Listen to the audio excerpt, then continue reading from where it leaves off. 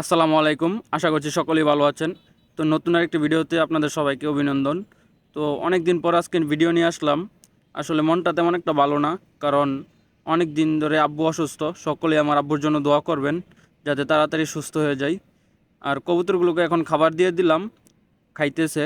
কবুতরগুলো টেক কেয়ারও ঠিক মতন করা হইতেছে না, যার জন্য ভিডিও করা হইতেছে না। মন মানসিকতা তেমন একটা ভালো নেই। আর একটা জিনিস খেয়াল করলে দেখতে পারবেন যে আমাদের এখানে কিন্তু 5টা বন কবুতর দেখতে পারতেছেন। 2টা বন কবুতরের বাচ্চা হয়েছে আমাদের এখানে নতুন। আলহামদুলিল্লাহ, দেখাইছিলাম একটা ভিডিওতে। তো ওই বাচ্চাগুলো বড় হয়ে গেছে। তো এটা পরে দেখাইতেছি। আজকে আকাশটা কত সুন্দর সেটা দেখেন, মাশাল্লাহ।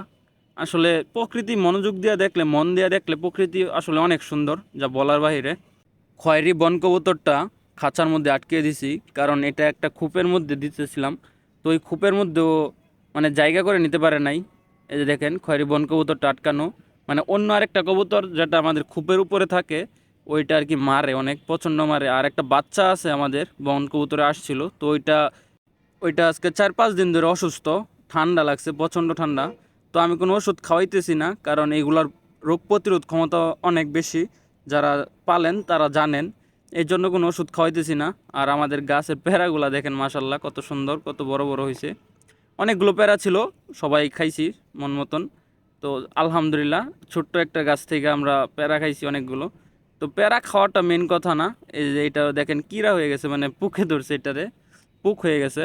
প্যারা খাওয়াটা মেন কথা না, মেন কথা হচ্ছে আপনার সৌন্দর্যটা, ছাদের সৌন্দর্যটা কতটা সুন্দর। গাছগাছালি থাকলে, গাছগাছালি আমার কাছে ভালো লাগে। আর এইদিকে দেখেন ওরা ডাম থেকে, মানে গুডাউন থেকে খাবার খাওয়া শুরু করছে। 1 মণ ধান আনছিলাম, আপনারা তো জানেনই। তো এইগুলো শেষ হয়ে, বালতির ধানগুলো শেষ হয়ে এই পর্যায়ে এইগুলো আছে। আর সবগুলো কবুতরই মোটামুটি আলহামদুলিল্লাহ বাচ্চা দিছে। আর এই যে দেখেন খাঁচার মধ্যে এরা মারামারি করতেছে, তারপরেও কিছু করার নেই, এদেরকে খাঁচার মধ্যেই থাকতে হবে। আপাতত যেহেতু আমি ছাদে উঠতেছি খুব কম, বেশি মারামারি করলে এই খোপের কবুতরে যদি বন কবুতরে বেশি মারে তাহলে চলে যাওয়ার সম্ভাবনা আছে, যার জন্য আমি আবার আটকে রাখছি। আমাদের প্যারা গাছটা মনে হয় 12 মাসই প্যারা গাছ। এক সাইড দিয়ে দেখেন এখনও প্যারা আছে, আবার ফুল আসতেছে, একটু খেয়াল করলে দেখতে পারবেন যে এই যে ফুল আছে, এই যে। তো ফুলও আছে আবার প্যারাও আছে, প্যারাগুলো নষ্ট হয়ে যেতে, যার জন্য আমি ছিঁড়ে ফেলছি। আর বন কবুতরটা বাচ্চাটা মোটামুটি ভালোই অসুস্থ হয়ে গেছে। আর আরেক জোড়া বন কবুতর আমাদের খোপের উপরে থাকে, আপনারা জানেন। তো ওইগুলাও মাশাল্লাহ বাচ্চা দিছে, এই যে দেখেন বাচ্চাগুলো বড় হয়ে গেছে। কথায় আছে যে কবুতর 12 মাসে 13 জোড়া বাচ্চা তুলে। তো আমার এই কবুতরগুলো এমনই। এই কবুতরগুলো এমন কোনো মাস নাই যে বাচ্চা দেয় না। এইগুলো আমার বাসার সবচাইতে রানিং কবুতর। প্রতি মাসে এদের বাচ্চা পাই আমি, প্রতি মাসেই। তো এইগুলো আমার এক ধরনের লক্ষ্মী কবুতর বলতে পারেন। বাচ্চাগুলো একটু বার করে আপনাদেরকে দেখানোর চেষ্টা করতেছি। এইভাবে বার করা যাব না, আমি একেবারে মানে ভিডিওটা অফ করে তারপরে এই যে বের করলাম। 2টা বাচ্চা মাশাল্লাহ, এটা একটু বড় হয়েছে, বাম ডাইন সাইডেরটা একটু ছোট হয়েছে। তো আমি বড় বাচ্চাটা আজকে জব করে ফেলবো আমার আব্বুর জন্য।